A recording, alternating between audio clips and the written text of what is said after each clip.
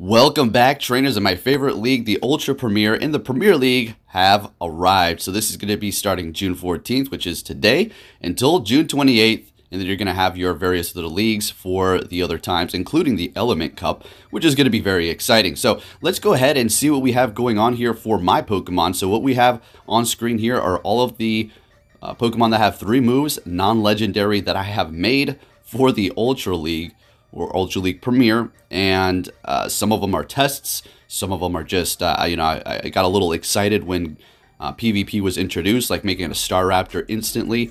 It was very horrible. Things have been changed since then, so it's doing a little bit better. Definitely going to get a community day, I do believe, and some other Pokemon in between. Now, some of them do need to be topped off with XLs. Some of them are going to be level 50 like these. Now, why would I have the 2 level 50s, Quagsire, and the other one? Well, I needed to do that for the level up task to get to 50, and I had a bunch of candies. Invested all of my XLs into the Alolan Raichu, so rip the regular Raichu. I think that's what you're going to want to invest in, although the Alolan one is not bad.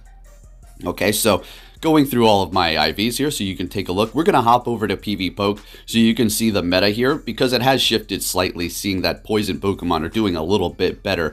Name drop, let's see, I don't know, Shadow Nidoqueen, right? That's going to require some XL candies to get that into the Ultra League as far as topping it off. So we'll see what we have going on here. Like I said, some of these are just, I don't have the best IVs on a lot of Pokemon, all right? And you know how I feel about that. Having ideal IVs in PvP is going to be a good thing, but at the same time, if you have higher attack, you're going to be winning CMP if you're going up against a mirror match or something like that. And yeah, simple as that. So don't stress it too much. As you can see, I do have some really good ones, and then I have some horrible ones. Some of them are just, I don't know what I was thinking, right? But there is my XL Raichu. Hey, there it is.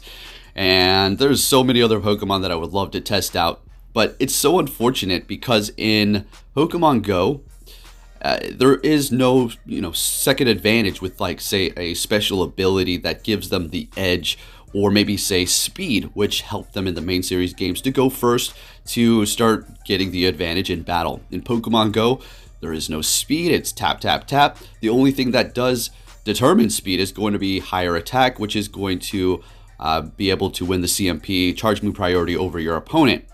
And remember also, if you're a little confused as to how that works, CMP, is it just based off of who has the better IVs? No, it's the attack stat and then the IVs added on together as a whole. So let's say, just throwing out an example, if something had an attack base stat of 150, and then another Pokemon had the same base stat of 150, one of them had IVs say 10 and the other had 11, the one with the 11 would win the CMP if it was like an even situation, no lag or anything like that.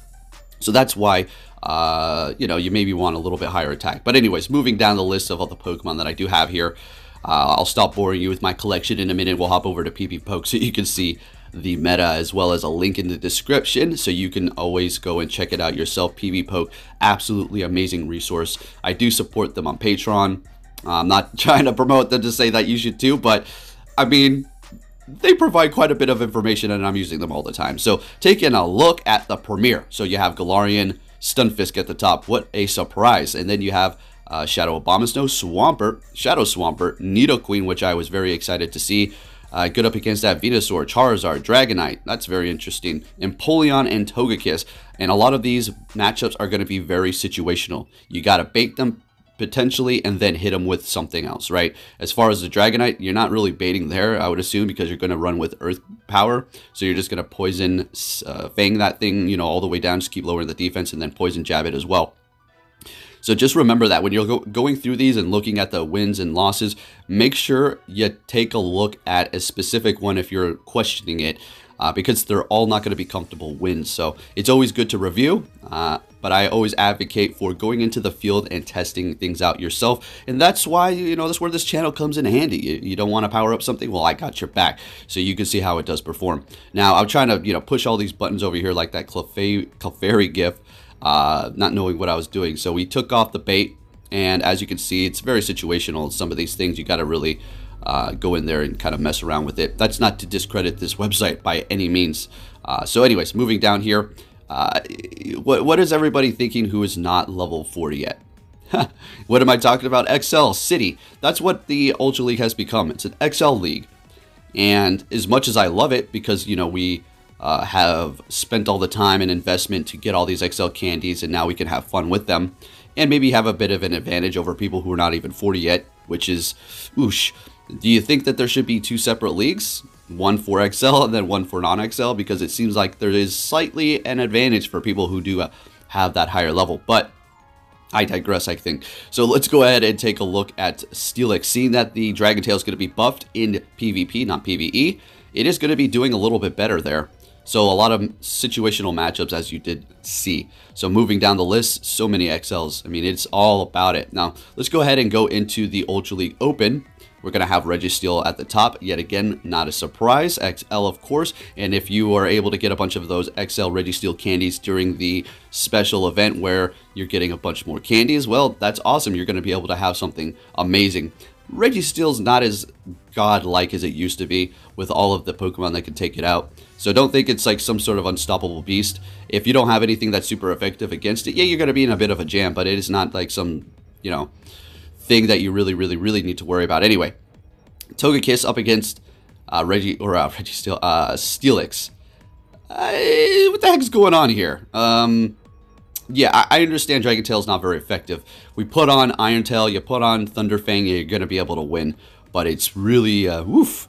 I get it, Dragon Tail's resisted, but that just goes to show you how good Togekiss is. It's got the Flamethrower, and a Fairy type that has Flamethrower, boy oh boy, you're going to be looking pretty good.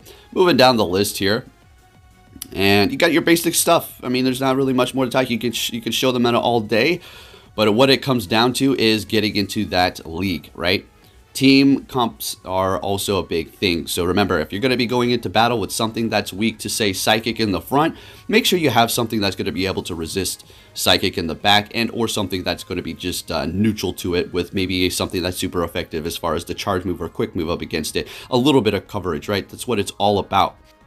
Alright, so as we move down the list here, we're going to go ahead and just look up poison type so we can just see what's pulling up as now viable, because Drapeon was something that I was so looking forward to be using in Go Battle League, but it's just, before, it really didn't have what it needed to just get the job done in a lot of situations.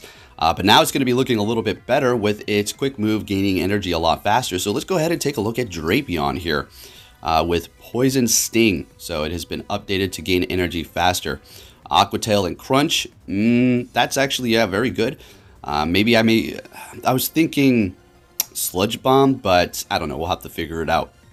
Taking a look at my Drapeons here before we do take off, and folks, we have some amazing drone footage. I'm getting a little proud of myself here, doing pretty good. So we do have this Drapeon that's Best Buddy. It was useless before, but now we can XL it, and then we do have this one powered up. So stay tuned for my Ultra League battles, folks. Thank you for watching, and take care.